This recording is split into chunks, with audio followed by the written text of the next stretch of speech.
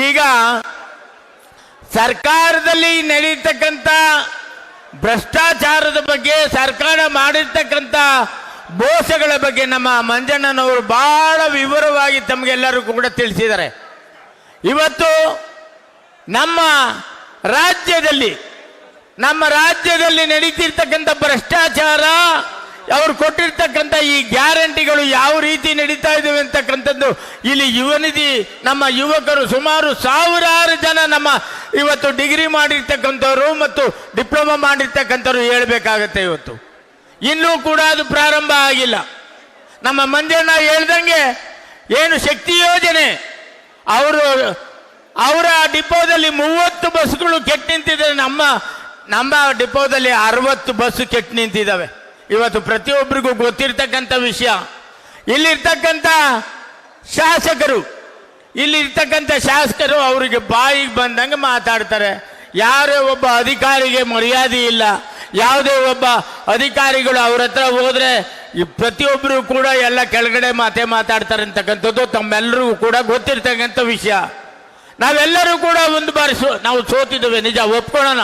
ಆದರೆ ನಿಮಗೆ ಅಧಿಕಾರ ಕೊಟ್ಟಿತ್ತು ಜನಗಳ ಸೇವೆಯನ್ನ ಮಾಡಲಿ, ನೆಲಮಂಗಲ ಸೇವೆಯನ್ನ ಮಾಡಲಿ, ನೆಲಮಂಗಲದಲ್ಲಿ ಇರ್ತಕ್ಕಂಥ ಅಭಿವೃದ್ಧಿ ಕೆಲಸಗಳನ್ನ ಮಾಡಲಿ ಅಂತಕ್ಕಂಥ ಒಂದು ನಿಟ್ಟಿನಲ್ಲಿ ತಮಗೆ ಒಂದು ಅವಕಾಶವನ್ನು ನಮ್ಮ ಜನ ಕೊಟ್ಟಿದ್ದಾರೆ. ತಮಗೆ ಈಗಲಾದರೂ ತಿದ್ದುಕೊಳ್ಳಿ ದಯವಿಟ್ಟು. ಯಾಕೆಂತಂದ್ರೆ ನೀವು ಮಾಡ್ತಿರ್ತಕ್ಕಂಥ ಕೆಲಸಗಳು, ಯಾವುದೇ ರಸ್ತೆಗಳು ಪೂಜೆ ಆಗಲಿ ಅವೆಲ್ಲ ನಾನು ತಂದಿರೋದು. ತ್ಯಾಮಗೌಡ್ಲು ರಸ್ತೆ, ನಮ್ಮ ಗೊಲ್ಲಳ್ಳಿ ರಸ್ತೆ, ನಮ್ಮ ದೇವರಸಳ್ಳಿ ರಸ್ತೆ, ಈ ಎಲ್ಲ ರಸ್ತೆಗಳನ್ನು ತಂದಂಥವನು ನಾನು.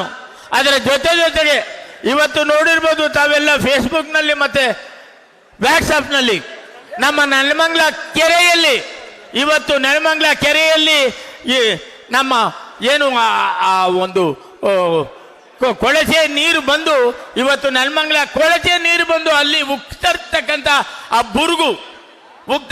ಆ ಬುರ್ಗನ ನೋಡಿ ಒಬ್ರು ಮಾತಾಡಿದ್ದಾರೆ.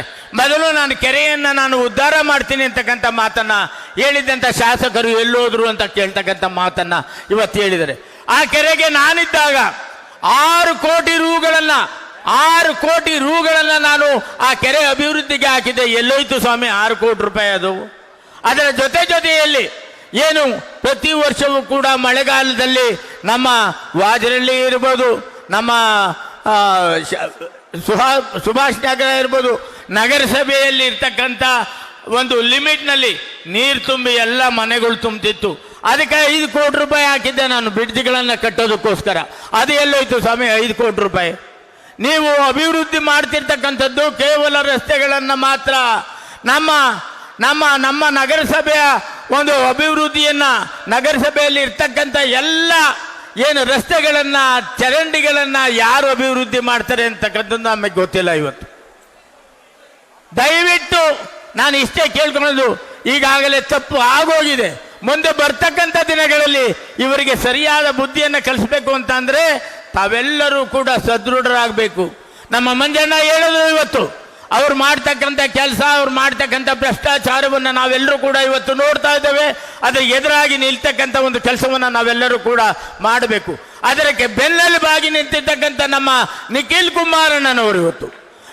ಕುಮಾರಣ್ಣನವರು ಬೆನ್ನೆಲುಬಾಗಿ ಎಲ್ಲ ಕ್ಷೇತ್ರಗಳನ್ನ, ಕರ್ನಾಟಕ ರಾಜ್ಯಗಳನ್ನ ಸುತ್ತಿ ಇವತ್ತು ಕರ್ನಾಟಕ ರಾಜ್ಯದಲ್ಲಿ ನಮ್ಮೆಲ್ಲ ಜಾತ್ಯತೀತ ಜನತಾದಳವನ್ನ ಎಬ್ಬಿಸ್ತಕ್ಕಂಥ ಕೆಲಸವನ್ನ ಮಾಡ್ತಾ ಇದ್ದಾರೆ. ಇವತ್ತು ತಾವೆಲ್ಲ ವಾಟ್ಸಾಪ್ನಲ್ಲಿ ಮತ್ತು ಫೇಸ್ಬುಕ್ನಲ್ಲಿ ನೋಡ್ತಾ ಇರ್ಬೋದು, ಉತ್ತರ ಕರ್ನಾಟಕದಲ್ಲಿ ಜನಸ್ತೋಮನೆ ಬರ್ತಾ ಇದೆ.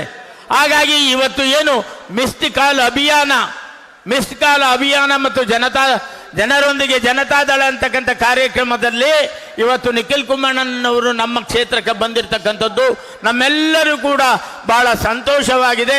ನಮ್ಮ ಇಡೀ ನೆಲಮಂಗಲ ತಾಲೂಕಿನ ತಮಗೆಲ್ಲರಿಗೂ ಕೂಡ ನಾವು ಧನ್ಯವಾದಗಳನ್ನು ತಿಳಿಸ್ತೇವೆ ನಿಖಿಲ್ ಅಣ್ಣ ತಮಗೆ. ಅದ್ರ ಜೊತೆಯಲ್ಲಿ ನಾವೆಲ್ಲ ಪರ್ವಗಳನ್ನು ನೋಡಿದ್ದೇವೆ. ಇವತ್ತು ದೇವೇಗೌಡ ಅಪ್ಪಾಜಿಯವರ ಪರ್ವ 1994ರಲ್ಲಿ ಮುಖ್ಯಮಂತ್ರಿ ಆಗಿದ್ದಂತು. ನಂತರ ಈ ದೇಶ ಕಂಡಂತ ಕೆಂಪುಕೋಟೆಯ ಬಾವುಟವನ್ನು ಆರಿಸಿದಂಥ ಏಕೈಕ ಪ್ರಧಾನಮಂತ್ರಿ, ಕರ್ನಾಟಕದ ಪ್ರಧಾನಮಂತ್ರಿ ಅಂದರೆ ಅದು ದೇವೇಗೌಡ ಅಪ್ಪಾಜಿಯವರು ಮಾತ್ರ. ಅವರ ಕೊಟ್ಟಿರ್ತಕ್ಕಂಥ ಕೊಡುಗೆ ಅವರು ಕೊಟ್ಟಿರ್ತಕ್ಕಂಥ ಕೊಡುಗೆ, ನೀರಾವರಿಗೆ ಕೊಟ್ಟಿರ್ತಕ್ಕಂಥ ಕೊಡುಗೆ, ಮತ್ತು ಏನು ಇವತ್ತು ಏನಾದರೂ ಮೊರಾರ್ಜಿ ದೇಸಾಯಿ ಶಾಲೆ, ಕಿತ್ತೂರು ರಾಣಿ ಚೆನ್ನಮ್ಮ ಶಾಲೆ ಏನಿದಾವೆ ಇವತ್ತು ಆ ಬಡವರಿಗೋಸ್ಕರ ಕೊಟ್ಟಿರ್ತಕ್ಕಂಥದ್ದು ದೇವೇಗೌಡ ಅಪ್ಪಾಜಿಯವರು. ದೇವೇಗೌಡ ಅಪ್ಪಾಜಿಯವರು ಇವತ್ತು ಏನು ನಮ್ಮ ಬಡವರಿಗೆ, ದೀನ ದಲಿತರಿಗೆ ಗಂಗಾ ಕಲ್ಯಾಣವನ್ನು ಕೊಟ್ಟಂತ ಏಕೈಕ ಮುಖ್ಯಮಂತ್ರಿ ಆಗಿದ್ರು ದೇವೇಗೌಡ ಅಪ್ಪಾಜಿಯವರು. ಪ್ರತಿಯೊಬ್ಬರೂ ಕೂಡ ಸಮಬಾಳು ಸಮಪಾಲು ಅಂತಕ್ಕಂಥ ಏನು ಬಾಬಾ ಸಾಹೇಬ್ ಅಂಬೇಡ್ಕರ್ ಅವರ ಅನುಯಾಯಿಯಾಗಿ ಅವರು ಕೊಟ್ಟಿರ್ತಕ್ಕಂಥ ಪ್ರತಿಯೊಬ್ಬರು ತೋಟವನ್ನು ಮಾಡಲಿ, ತೋಟವನ್ನು ನಿರ್ಮಿಸಿಕೊಂಡು ಅವರು ಉದ್ಧಾರ ಆಗಲಿ ಅಂತಕ್ಕಂಥ ಒಂದು ನಿಟ್ಟಿನಲ್ಲಿ ಮಾಡಿದಂಥ ದೇವೇಗೌಡ ಅಪ್ಪಾಜಿಯವರಿಗೆ ನಾವು ಯಾವತ್ತೂ ಕೂಡ ಚಿರಋಣಿಯಾಗಿರಬೇಕು. ನಂತರ ಕುಮಾರಣ್ಣನವರ ಪರ್ವ ಪ್ರಾರಂಭ ಆಯಿತು.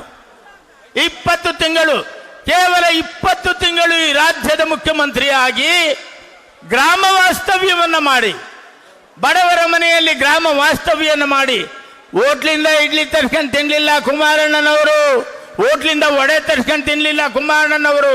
ಅದೇ ಮನೆಯಲ್ಲಿ ಬೇಯಿಸಿದಂಥ ಏನು ಮುದ್ದೆ, ಬಸ್ಸಾರು, ಅನ್ನವನ್ನು ಊಟ ಮಾಡಿದಂಥವರು ಕುಮಾರಣ್ಣನವರು.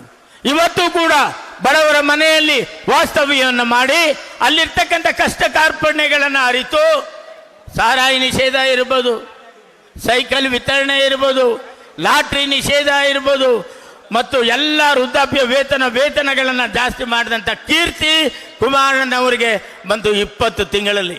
ಈ ದೇಶ ಕಂಡಂಥ, ಈ ರಾಜ್ಯ ಕಂಡಂಥ ಅಪರೂಪದ ಮುಖ್ಯಮಂತ್ರಿಯಾಗಿ ಕರ್ನಾಟಕ ರಾಜ್ಯವನ್ನ ಆಳಿದ ಕುಮಾರಣ್ಣನವರನ್ನ ನಾವು ಯಾವತ್ತೂ ಕೂಡ ಮರೆಯಂಗಿಲ್ಲ. ನಂತರ ಇವತ್ತು ಕೇವಲ 14 ತಿಂಗಳು ಮುಖ್ಯಮಂತ್ರಿ ಆದರು. 25,000 ಕೋಟಿ ರೂಗಳನ್ನು ರೈತರ ಸಾಲ ಮನ್ನಾ ಮಾಡಿದ ಏಕೈಕ ಮುಖ್ಯಮಂತ್ರಿ ಈ ದೇಶದಲ್ಲಿ ಯಾರಾದರೂ ಇದ್ದಾರೆ ಅಂತ ಅಂದ್ರೆ ಅದು ಕುಮಾರಣ್ಣನವರು ಮಾತ್ರ ಅಂತಕ್ಕಂಥ ಮಾತನ್ನು ಹೇಳೋದಕ್ಕೆ ಬಯಸ್ತೇನೆ. ಇವತ್ತು ಇವರ ಇಬ್ಬರ ಪರ್ವ ಆಗಿದೆ. ಇವತ್ತು ಪ್ರಾರಂಭವಾಗಿ ನಮ್ಮ ನಿಖಿಲ್ ಅಣ್ಣನ ಪರ್ವ. ನಿಖಿಲ್ ಅಣ್ಣನ ಪರ್ವ ಇಡೀ ರಾಜ್ಯದಲ್ಲಿ ಪ್ರವಾಸ ಮಾಡಿ ಪ್ರತಿಯೊಬ್ಬರಿಗೂ ಕೂಡ ಜೀವವನ್ನು ತುಂಬತಕ್ಕಂಥ ಕೆಲಸವನ್ನು ಮಾಡಿ ಜಾತ್ಯತೀತ ಜನತಾದಳ ಪಕ್ಷವನ್ನು ಅತಿ ಎತ್ತರಕ್ಕೆ ನಾವು ಮಾಡಬೇಕು ಅಂತಕ್ಕಂಥ ಒಂದು ನಿಟ್ಟಿನಲ್ಲಿ ಕುಮಾರಣ್ಣನವರು ಇವತ್ತು ನಿಖಿಲ್ ಕುಮಾರಣ್ಣನವರು ಪ್ರತಿಯೊಂದು ಕ್ಷೇತ್ರಕ್ಕೂ ಕೂಡ ಭೇಟಿ ಕೊಡ್ತಾ ಇದ್ದಾರೆ.